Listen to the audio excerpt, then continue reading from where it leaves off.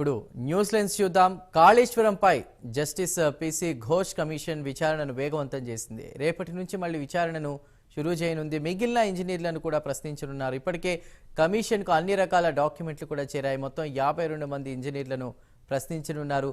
సోమవారం 14 మందిని, మంగళవారం మరో 14 మందిని విచారించనుంది కమిషన్. ఇంజనీర్ల తర్వాత ఐఏఎస్ అధికారులను విచారించనున్నారు. అనంతరం కాంట్రాక్టర్లు, ప్రైవేటు వ్యక్తులను సైతం ఎంక్వైరీ చేయబోతున్నట్టు తెలుస్తోంది.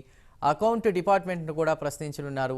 నిధుల సేకరణ, నిధుల బదిలీలపై justice PC Ghosh commission focus చేసింది. ఇప్పటికే కీలక విషయాలను కూడా సేకరించింది. త్వరలో రాజకీయ నేతలను పిలిచే ఛాన్స్ కూడా కనిపిస్తోంది. మరింత సమాచారాన్ని మా ప్రతినిధి నాగేంద్ర లైవ్ ద్వారా అందిస్తారు. నాగేంద్ర, ప్రస్తుతం కాళేశ్వరం ప్రాజెక్టుకు సంబంధించినటువంటి విచారణ చాలా వేగవంతంగా ముందుకు వెళ్తున్నటువంటి పరిస్థితి ఉంది. మూడో విడత క్రాస్ ఎగ్జామినేషన్ చేసేందుకు జస్టిస్ పినాకి చంద్రఘోష్ సిద్ధమవుతున్నారు. ప్రస్తుతం ఆయన గురువారమే హైదరాబాద్కు చేరుకున్నారు.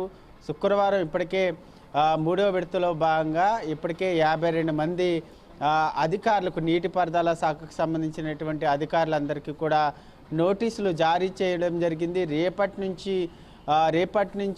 52 మంది నీటిపారుదల శాఖ అధికారులందరినీ కూడా విచారించబోతున్నారు. రోజుకి 14 మంది చొప్పున 52 మంది అధికారులు, నీటిపారుదల శాఖకు సంబంధించినటువంటి ఇంజనీర్లందరినీ కూడా విచారించబోతున్నటువంటి పరిస్థితి ఉంది. ఇట్లా మొదటగా 52 మందికి ఇప్పటికే నోటీసులు జారీ చేయడం జరిగింది. ముఖ్యంగా వారిని విచారించిన తర్వాత కాంట్రాక్టర్లు, అదేవిధంగా ప్రైవేటు వ్యక్తులను కూడా పినాకి చంద్రఘోష్ విచారించేందుకు, పూర్తి స్థాయిలో విచారించేందుకు సిద్ధమవుతున్నటువంటి పరిస్థితి అయితే కనిపిస్తుంది. వీరిని విచారించిన తర్వాత త్వరలోనే మాజీ ముఖ్యమంత్రి కేసీఆర్తో పాటు అప్పటి నీటిపారుదల శాఖ మంత్రిగా ఉన్నటువంటి హరీష్ రావు కూడా ప్రధానంగా నోటీసులు ఇచ్చి విచారణ పిలిపించేందుకు ఇప్పటికే పినాకి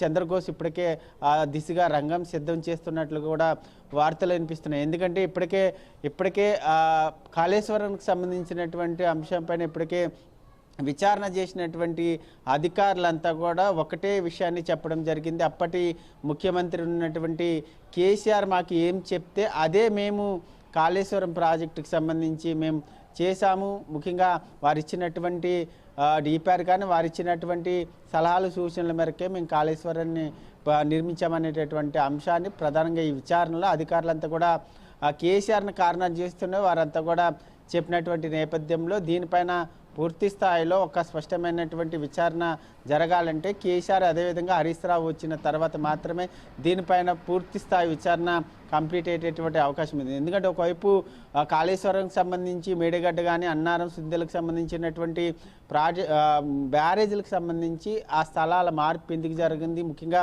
ఆ డిజైన్లు ఎందుకు మార్పు చేయాల్సి వచ్చింది, వీటన్నిటికి సంబంధించి ప్రధానంగా అధికారులు ఇప్పటికే విచారణలో తమ నివేదికను సైతం ఇచ్చినటువంటి నేపథ్యంలో ప్రస్తుతం ఇప్పటికే ఆ దిశగా అయితే విచారణ చేస్తున్నటువంటి పరిస్థితి అయితే కనిపిస్తుంది. మరొక వైపు దీనికి సంబంధించి ప్రధానంగా రేపటి నుంచి జరిగేటటువంటి విచారణ పూర్తిగా కంప్లీట్ అయ్యి ఈ డిసెంబర్ 5వ తేదీ వరకు కూడా తెలంగాణలోనే, హైదరాబాద్లోనే ఉండి చంద్రఘోష్ పూర్తి స్థాయిలో విచారణ కంప్లీట్ చేసి ప్రభుత్వానికి నివేదిక ఇచ్చేటటువంటి అవకాశం ఉంది. ప్రభుత్వం మాత్రం ఈ నెల డిసెంబర్ 31వ తేదీ వరకు కూడా సమయం ఇచ్చినప్పటికీ ఈ డిసెంబర్ 5వ తేదీలోపే పూర్తి స్థాయిలో విచారణ కంప్లీట్ చేయాలనేటటువంటి ఆలోచనలో పినాకి ఉన్నట్లు తెలుస్తుంది. ప్రస్తుతం ఆ దిశగా అయితే వేగవంతంగా చర్యలు తీసుకుంటున్నటువంటి పరిస్థితి ఉంది. దాంట్లో భాగంగానే ఇప్పటికే 52 మందికి నోటీసులు అయితే జారీ చేసినటువంటి పరిస్థితి అయితే కనిపిస్తుందని చెప్పాలి. Chandu. Right Nagendra, thank you.